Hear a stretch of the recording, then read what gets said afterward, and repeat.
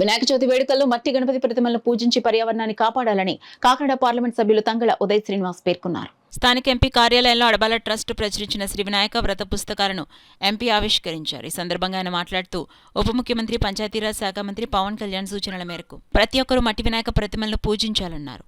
మట్టి వినాయక ప్రతిమలను ఎక్కడైనా ఏ నీటిలోనైనా నిమజ్జనం చేయొచ్చునన్నారు. వీటి వలన పర్యావరణానికి ఎటువంటి హాని ఉండదన్నారు. మట్టి వినాయకుని పూజించాలంటూ ఉప ముఖ్యమంత్రి పంచాయతీరాజ్ శాఖ మంత్రి పవన్ కళ్యాణ్ మట్టి వినాయక ప్రతిమతో ఉన్న ఫోటోను ముద్రించి వినాయక వ్రత పుస్తకాలు పంపిణీ చేస్తున్న అడబాల ట్రస్ట్ సేవలు అభినందనీయమని ఉదయ్ శ్రీనివాస్ పేర్కొన్నారు. ఈ కార్యక్రమంలో అడబాల రత్నప్రసాద్, నల్లంవాసు ప్రసాద్ నాయుడు, నిమ్మకాయల వెంకటేశ్వరరావు, అడబాల సత్యనారాయణ, బుద్ధరాజు సత్యనారాయణ రాజు, ఓం నమ శివాయ తదితరులు పాల్గొన్నారు. అందరికీ నమస్కారం. అలాగే అడ్వాన్స్ వినాయక చవితి శుభాకాంక్షలు.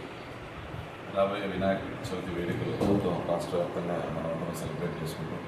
అలాగే కాకినాడ పార్లమెంట్లో కూడా మనమందరం చాలా చక్కగా చాలా పీస్ఫుల్గా వినాయక చవితిని సెలబ్రేట్ చేసుకోవాలి.